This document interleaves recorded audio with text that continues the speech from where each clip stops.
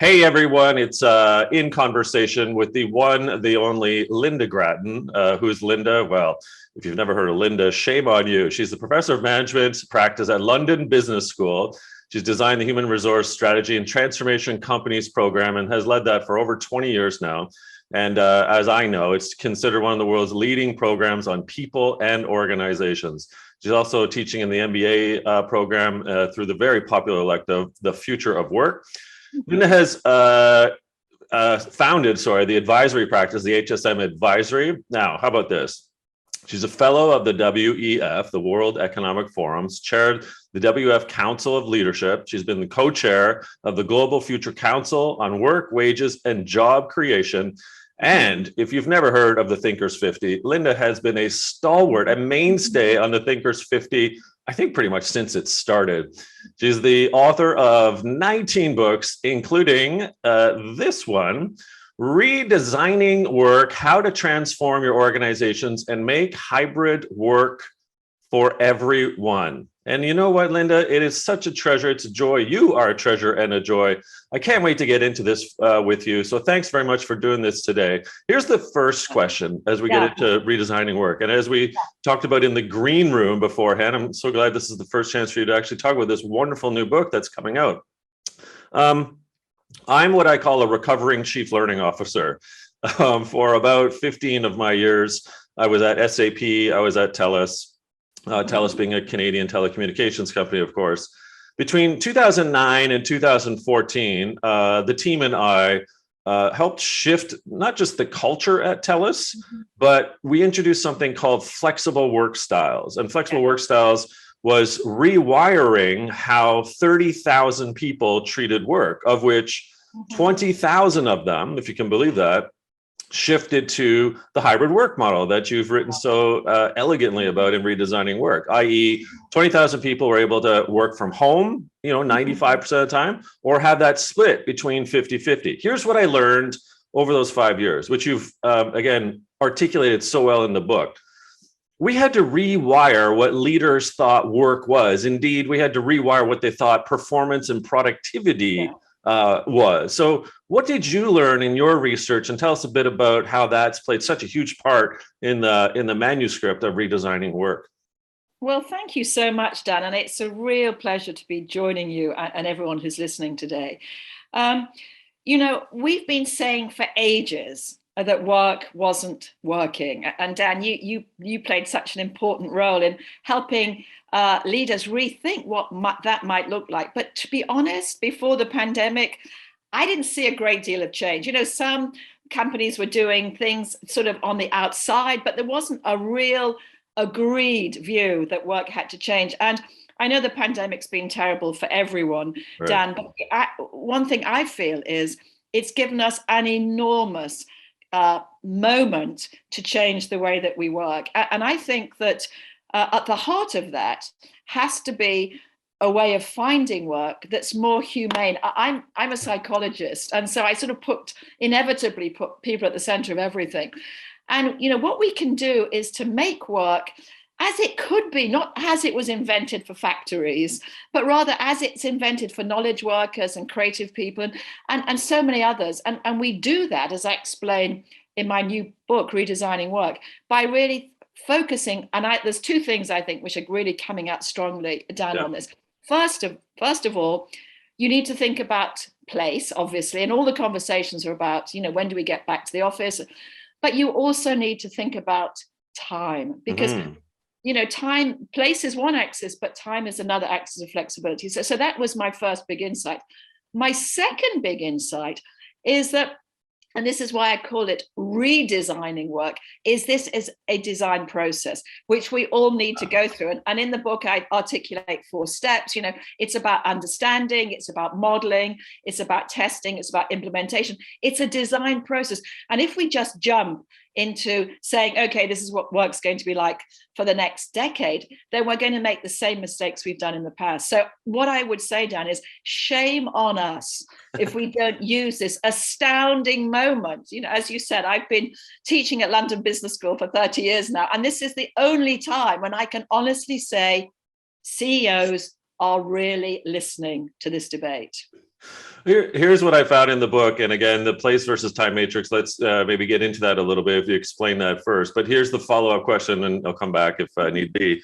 It seemed to me as I went through the book and the model itself that the 2x2 or the place versus time matrix is almost like an indictment on leadership, as if we have been stuck in this anachronistic way of leadership. And here you are saying, if you just sort of bloody well took a look at place versus time, you could see that the work could happen anywhere, anytime. So let's get on with it. Oh, by the way, where's your heart? Where's your humanity and your leadership? You sort of tuck that in almost serendipitously inside of the prose. So tell us a bit about the matrix and if I'm right in my assertion of what you're trying to get at. Well, I think that's such a great way of thinking about it. I mean, what I want to say in the book is that any conversation about redesigning work has to start with a simple question, which is, how do we help people become more productive? Because if it doesn't start with that, then you and I, you know, the experience and wisdom we've got of organizations, Dan, know that all of this is going to be pulled out in 1 year or 2 years, because the CEO, faced with the next, you know, shareholder activism or whatever, will say, okay, right, everybody's got to change. So that has to be the opening question. The opening question has to be, what helps people be as productive as they possibly can be?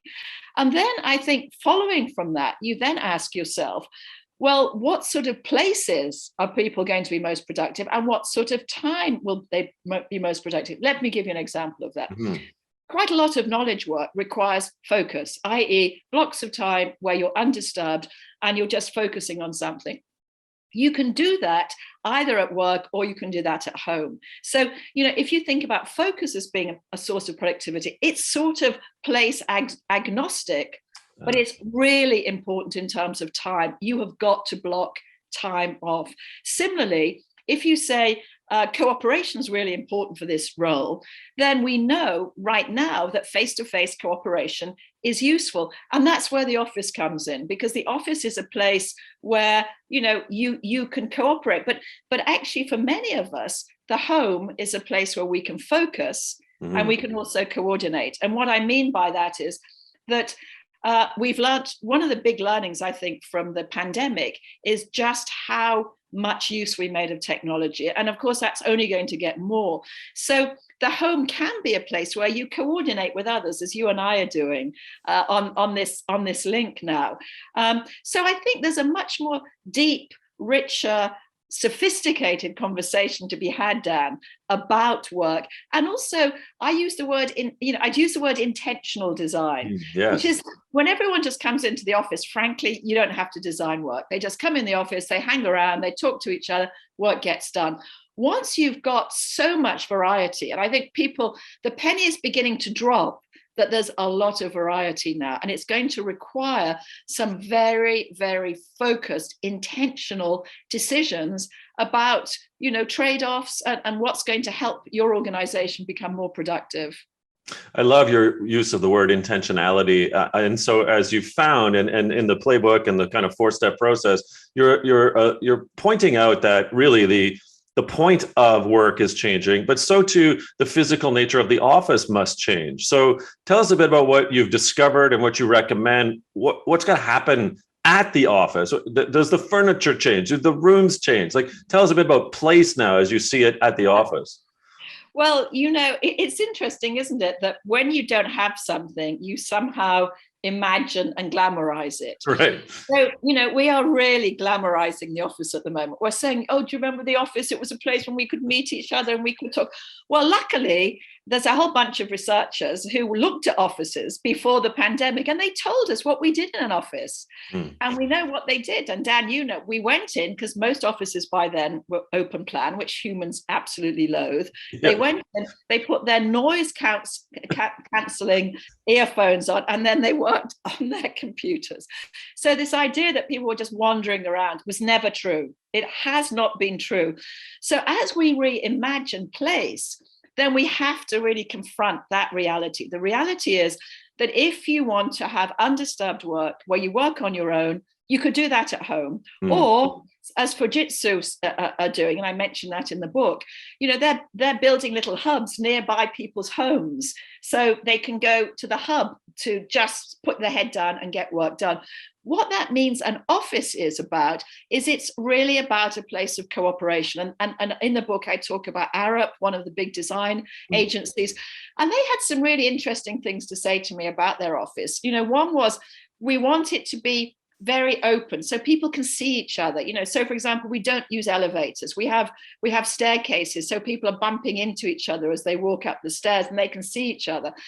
The other thing they said, Dan, which was really interesting, is they said, proximity is very valuable. If you and I are standing next to each other, we're more likely to get to know each other well. So why don't we really make that an asset and move people around in groups every couple of months? And so they actually do that. They move people around. So, and the third thing they talked about, which I loved, is that they open it up to the community, so that the office isn't just a sort of a sealed container.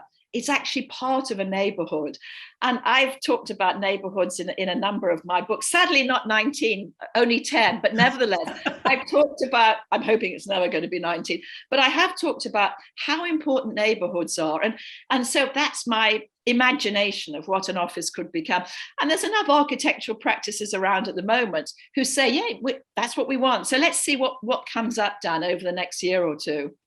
So in addition to the word intentionality, i.e. of the office, you also use, and you've just done it, by the way, use the word cooperation so well and so much, both directly and subliminally throughout the book and the 4-step processes. Now, here's the question, Lynda.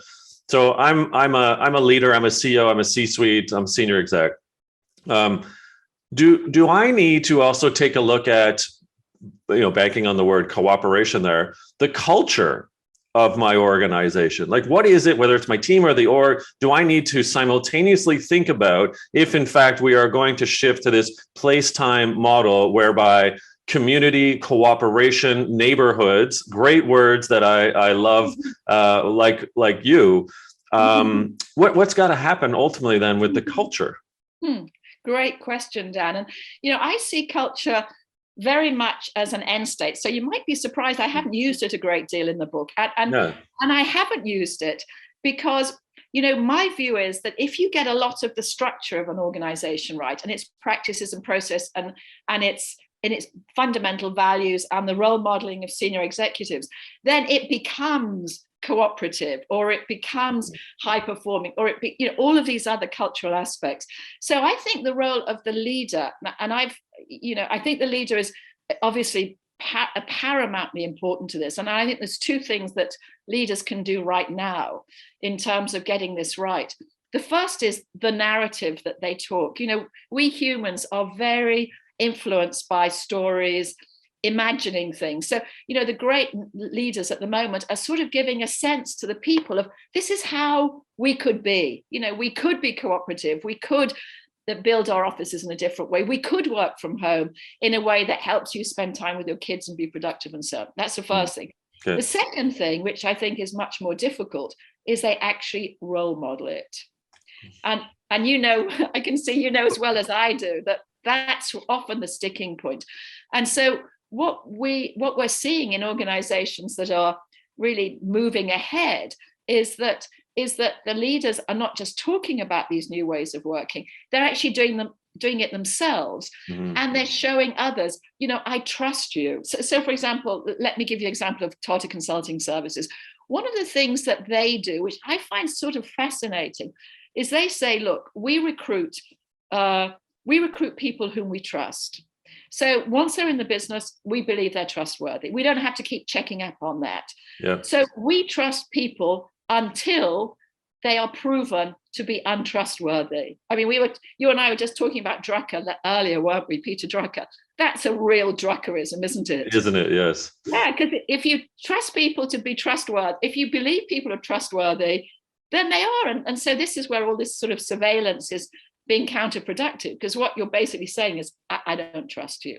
So I think, for me, culture is the end result of the way you do your practices, processes, leadership, and so on. it's less an outcome. And so as the C-suite, as the senior leaders are looking at that outcome by shifting to such a model, where do you see the biggest impact having, or the change needing to be happening? So is it middle management? So when we think about the word trust, does the leader or the senior leader, sorry, have to trust middle management first? Do they have to go through some sort of change exercise? Because you really are talking about a fundamental shift. However, because of the pandemic, maybe it's been exacerbated because we've been able to, quote, do this. So tell us a bit about where middle management plays a part in all of this. Well, for me, that's very much the fourth step of the process, which is how to get things to change. And we've already talked about leaders. And I think, as you say, that's a really important aspect of it. But two other groups are crucial. One is managers and one is employees. And I'll say something very quickly about both. Yeah. I feel that the way we've talked about managers over the last decade has been so unhelpful. We've talked to them, we've spoken about them as the frozen middle. If only, me, the leader, could get right in touch with my employees and keep them out, then everything would be great. And at the same time, we've asked them to do more and more. We've extended the amount of work they do. We've extended the numbers of reporting into them. So it's time to fundamentally change that. And Diana Gerson, whom you may know, actually, Dan, who just stood down as CHRO of IBM, and I have written a piece that's gone into Harvard Business Review. It will be out in March 2022. Yes, that's next month. About managers, because both she and I felt that, this is wrong. And so what we've suggested is that we need now, leaders need to support managers. In some cases, it's by changing their name, bringing them together as a community, offloading some of their work, retraining them, licensing them. We've got a whole range of ideas, which you'll read in the book as well. But we've got to focus on managers. And then thirdly, it was never possible to have a bottom-up approach. And I've never, as a psychologist, been in favor of that. I don't think that one can just simply say to employees, what do you want? Because that's not, the role of a leader is to provide some sort of sense of where the organization is going. But at the same time, it's really difficult to hear the voices of people, apart from things like surveys. So what I talk about in the book is how you can use technology to connect, tens of thousands of employees together and ask them the question, what is it you want? What are the trade-offs? What are the accountabilities? What are the commitments? And that level of conversation, which we've seen companies like Ericsson have, HSBC have, are just absolutely amazing. So, it's about leadership, it's about managers, it's about employees. And to redesign work, we have to think about all three of these. I'm so sorry, Dan, because I know when somebody interviewed me earlier without reading the book, and they said, well, could you just invite, it was a senior executive, and they said, could you just give us like the two things we've got to do right now? Gosh. And I understand that, and I understand that's a really important question, but that's not the question, and I can't answer that, because what we've learned, and Dan, because you've looked at many different companies as I have, is each company is unique. It has to have its own signature.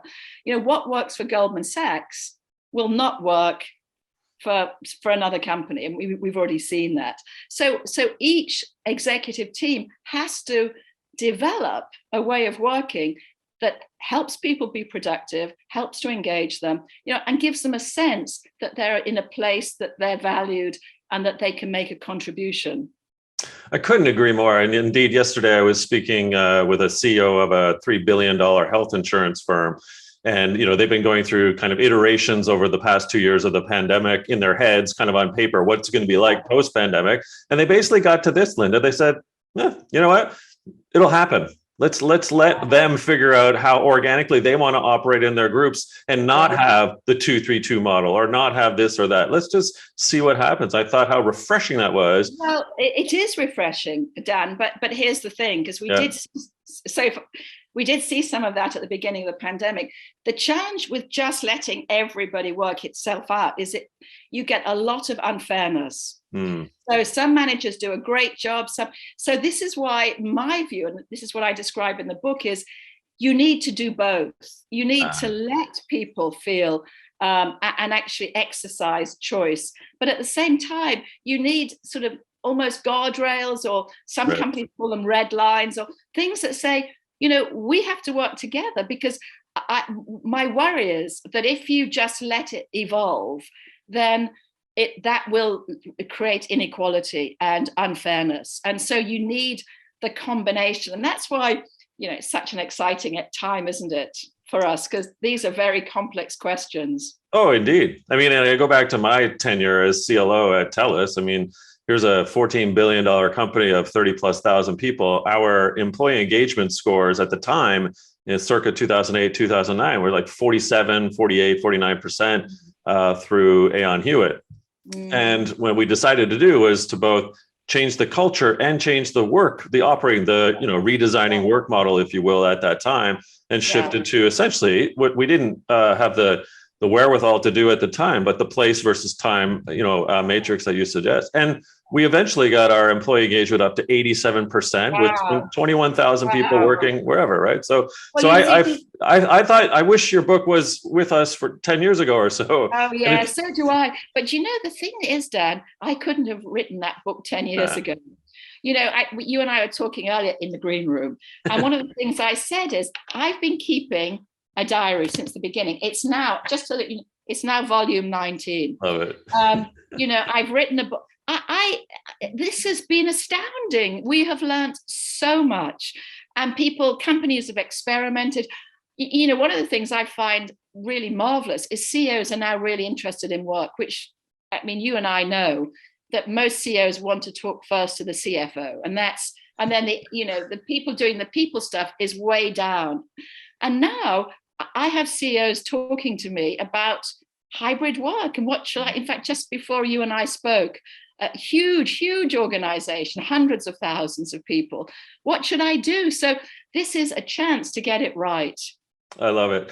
Now, it segues to the last two questions or so, and that is, what surprised you most in the research and maybe during the pandemic that is related to the redesigning work kind of mantra? So what are some things that, like, whoa, I didn't expect that, or that's a good aberration, or what have you? Yeah, some good surprises and some bad surprises. Yeah. So, the good surprises, it was astounding, wasn't it, Dan, how technology held up. I think we've completely taken it for granted now. If the pandemic had come 10 years ago, this would not have happened. We couldn't have got people, the internet wouldn't have been strong enough, the computers weren't, this thing would not have worked. So I have been amazed at how astounding technology has been, the connected technology, and how easily we found to use it, whatever our age. So that would be a really astounding thing. The second thing I find really surprising in a positive way is how CEOs engaged in the conversation. And it was odd for me because I've been writing about the future of work for more than 20 years, and people were saying to me, Lynda, aren't you sad now that so many other people are in the field? And I said, I'm absolutely thrilled, because the conversation is just widening, deepening, whatever. So those are the two great surprises. But I think for me, one of the sort of sadnesses in a way is that I did think it would be a catalyst for change, particularly around inequality, and it hasn't been. So what we see coming back to the office, for example, is older workers are not going back to work. Right. You see that in the US, and European data is the same, by the way. And secondly, that mums with small children are not going back. And if they go back, they're going part-time. So it didn't make an effect on inequality. In fact, I think it's had the opposite effect. The other sad thing is I've been going on about what happens in the home for ages. It's one of the trends I look at, Dan, is social trends and what's happening in families, who does what. And what we know is that women often get paid less than men because they take up more of the domestic work at home. So during the pandemic, I thought, great, this is a great opportunity, not just for women to lean in, but men to step up. Yeah. They didn't. And I to be honest, as a mother of sons, I feel sad about that, actually, because I really thought that guys would say, okay, everybody's working from home now, I'm going to help out. And some did, but lots didn't. And the data is the research data is just emerging on that. So that's been a bit of a disappointment, to be honest. I couldn't agree more. And certainly I have read probably much of the same data that you have and the research that I've done. And, it does, it pains me to see how society devolved a little bit. And I think we have to be much more visceral in what we have to do differently with that male-female divide as we go into and enter into potentially an endemic world with this issue of place versus time. We really must. Okay, last question, Lynda, which it dawned on me as I went through it, and I'm thinking to myself, oh my gosh, we have been, and I would argue still continue to be, in what perhaps you might call the age of distraction. And so what I'm curious is, does place versus time, does your work, does the synthesis of your work help assuage or kind of circumvent this age of distraction? Because now do we have opportunity to focus more? Is there more intentionality in our face-to-face time? We don't have to put signs on the back of our chair in the cubicle to say, don't talk to me, I'm focusing. Help me out understand how this might mitigate the age of distraction. Well, Dan, that's a wonderful observation. And I do think that the book absolutely has solutions to the age of distraction. And here they are.